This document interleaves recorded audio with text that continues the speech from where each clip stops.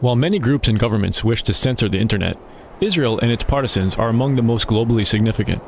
They work to promote the Israel narrative while blocking facts about Palestine, the Israel lobby, and other subjects they wish to cover up. Much of this is done by devoted individuals acting independently, voluntarily, and relentlessly. But many of these activists are part of orchestrated, well-funded projects sponsored by the Israeli government and other pro-Israel groups. They utilize Israeli soldiers, students, American teens and seniors, and range from infiltrating Wikipedia to influencing YouTube. As we'll see, some even operate out of Jewish community centers in the US. One such group is the Israeli military's New Media Desk. It is well known nowadays that what happens on Facebook, Twitter, and YouTube has great influence on events as they occur on the ground. The internet, too, is a battleground. It is thus comforting to learn that the IDF employs soldiers who tweet, share, like, and more.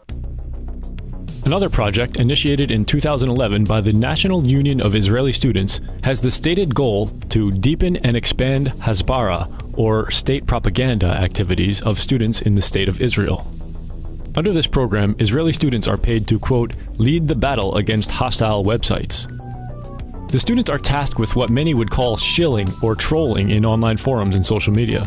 They're directed to create original content in the form of news reports and blogs, edit Wikipedia, inject pro-Israel messages into discussions on social media, as well as to report and remove what they consider to be allegedly anti-Semitic content. It's important to note that criticism of Israel is not the same thing as anti-Semitism, despite Israel's best efforts to redefine the word. Anti-Zionism is the new anti-Semitism. Anti-Zionism is anti-history, anti-humanity, and anti-Semitic.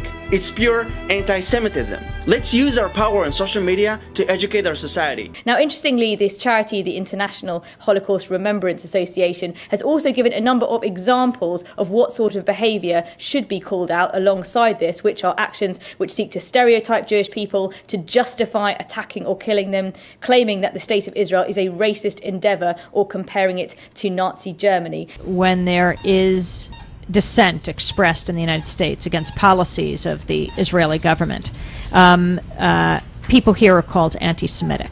What is your response to that as an Israeli Jew? Well, it's a trick. We always use it.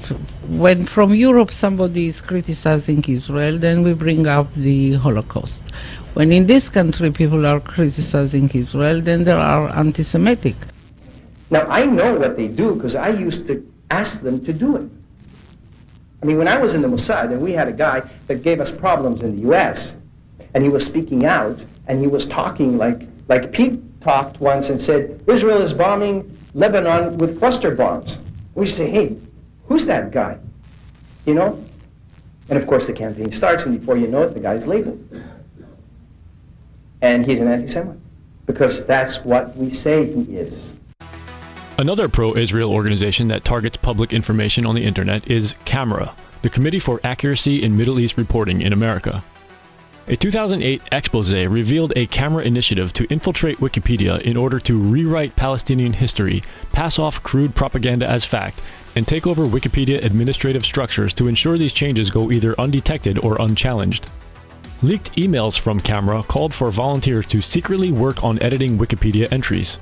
They were instructed to, quote, avoid for obvious reasons picking a username that marks you as pro-Israel, or that lets people know your real name. The emails emphasized that volunteers were to avoid editing Israel-related articles for a short period of time after signing up as editors to avoid arousing suspicion, and to always log in, because if you make changes while not logged in, Wikipedia will record your computer's IP address. In 2010, two Israeli groups began offering community workshops on Zionist editing of Wikipedia entries with the aim of making sure that information in the online encyclopedia reflects the worldview of Zionist groups. Moetzet Yesha, in conjunction with My Israel, has arranged instruction day for wiki editors. The goal of the day is to teach people how to edit in Wikipedia, which is the #1 source of information today in the world. As a way of example, if someone searches the Gaza flotilla, we want to be there. We want to be the guys who influence what is written there, how it's written, and to ensure that it's balanced and Zionist in nature. And again in 2013, there was evidence of pro-Israel tampering with Wikipedia when an employee of an Israeli institute called NGO Monitor edited articles about the Israeli-Palestinian conflict in an allegedly biased manner. According to the Israeli newspaper Haaretz, Dreiman concealed the facts that he was an employee of NGO Monitor and that he was using a second username which is forbidden under Wikipedia's rules. In 2017, yet another Israeli project was launched with the intention of controlling discourse and promoting a pro-Israel narrative online. Known as ACT-IL, the project uses a software application that leverages the power of communities to support Israel through organized online activity. The software is a joint venture of Israel's IDC University, the Israeli American Council, and another American group called the Maccabee Task Force, which was created to combat the international boycott of Israel over its human rights abuses, which it terms an anti-Semitic movement. The project is also supported by Israel's Strategic Affairs Ministry and Israel's intelligence community. Its CEO is an 8-year veteran of Israeli army intelligence named Yarden Ben Yosef. Israeli media Ynet News reports that the Israeli military has begun scouring Jewish communities abroad for young computer prodigies to recruit for its ranks. In Operations Pillar of Defense and Protective Edge, we set up the first advocacy situation rooms here at IDC. We operated together with hundreds of volunteers who work around the clock for Israel on social media networks. Through the operations, we realized that when many people work together, it is effective. This understanding led IAC and IDC to partner and found ACT-IL, the online community for Israel. Jewish news site The Forward calls ACT-IL a new entry into the online propaganda war that has thousands of mostly US-based volunteers who can be directed from Israel into a social media swarm. Its work so far offers a startling glimpse of how it could shape the online conversations about Israel without ever showing its hand. The Forward article reports that the project recruits Jewish teens and adults and sometimes operates out of local Jewish community centers. They are referred to as media rooms, and there are at least 5 of them planned or active in the United States, including 1 in Boston, 2 in New Jersey, and 1 opening soon in New York. After being given ACT-IL advocacy training, the volunteers are instructed to complete missions, which are assigned from a headquarters in Herzliya, Israel. The Forward reports that in November, the Boston Media Room created a mission for the app that asked users to email a Boston area church to complain about a screening there of a documentary that is critical of Israel. The proposed text of the email likened the screening of the film to a white supremacist riot. In reality, the film, Occupation of the American Mind, investigates Israel's PR war in the US and was promoted by respected American progressives, including Democracy Now!'s Amy Goodman. We hear over and over again that the conflict comes down to Palestinian terrorism and Israeli security. If rockets fly on your head, you're allowed to defend yourself. And what gets pushed out of the frame entirely is the fact now that for almost 50 years, Palestinians have been systematically dispossessed from their land and denied their most basic human rights. They have been able to effectively defend the indefensible to the American public.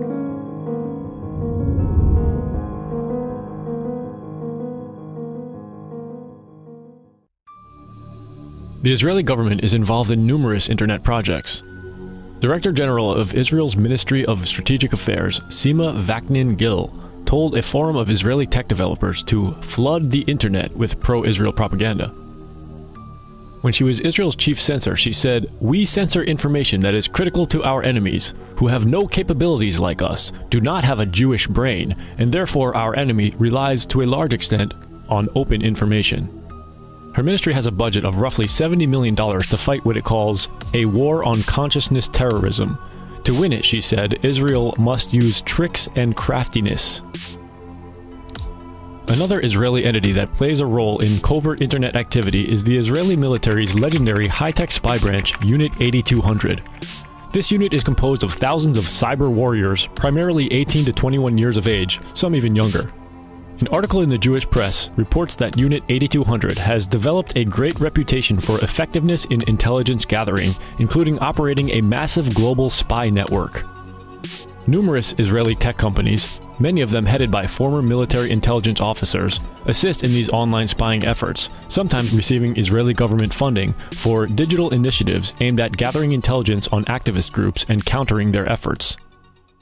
To be clear, this is all part of an effort by an occupying government and its military working covertly to achieve censorship of reporting on its atrocities.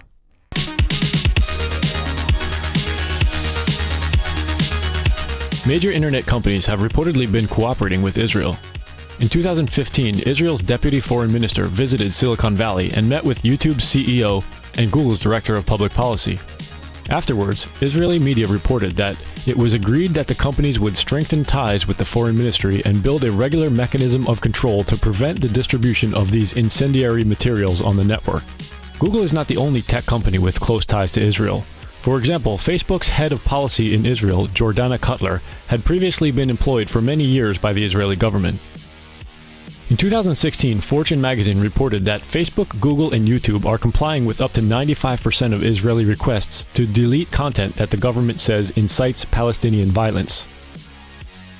Among other things, Google said it would increase the number of members of its Trusted Flagger program, which enables certain organizations and government agencies to report content. It also said it would increase support for NGOs and organizations working to present a corrective voice. One such trusted flagger is the Anti-Defamation League, commonly known as the ADL, whose mission includes standing up for Israel. The ADL considers criticism of Israel to be anti-Semitism. The ADL has created something it calls the Online Hate Index, aimed at recognizing what it considers hate speech and targeting it for censorship. By combining artificial intelligence and machine learning with social science, the Online Hate Index will ultimately uncover and identify trends and patterns in hate speech across different platforms. A leaked secret January 2017 ADL strategy paper detailed how to counter the pro-Palestine movement. Among its many strategies were some focused on the importance of efforts in cyberspace. The paper called for a mix of policy advocacy and industry engagement with corporations such as Google, Facebook, and Twitter in a manner consistent with the ADL Center for Technology and Society and its Anti-Cyber Hate Working Group. The detailed 32-page document reported that in recent years, a massive investment of resources and talent had been directed against the pro-Palestine movement. One of the results, the paper said, was to create a worldwide pro-Israel network. It was this network that the report sought to mobilize.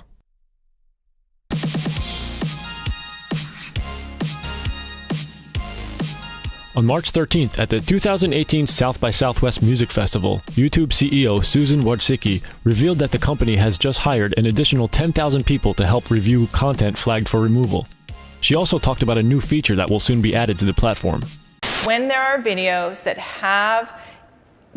are focused around something that's a conspiracy, and we're using a list of well-known internet conspiracies from Wikipedia, that we will show as a companion unit next to the video information from Wikipedia showing that here is information from Wikipedia about this event. So YouTube will be sending people to text. We will be providing a companion union of text. Considering what we now know about the efforts of the Israeli government and pro-Israel organizations to edit Wikipedia and essentially rewrite history in their favor, can we expect this kind of companion unit to show up next to our videos? Will our channel be taken down again like it was recently for 5 days? Only time will tell. With so many people working to keep this kind of information from getting out, we never know when we'll be censored again. If you'd like to be notified when we publish new content, please sign up for our mailing list and subscribe to us on BitChute, DTube, or any of the other platforms listed in the description below. And if you find our videos and articles informative, please consider making a donation to help us continue this important work.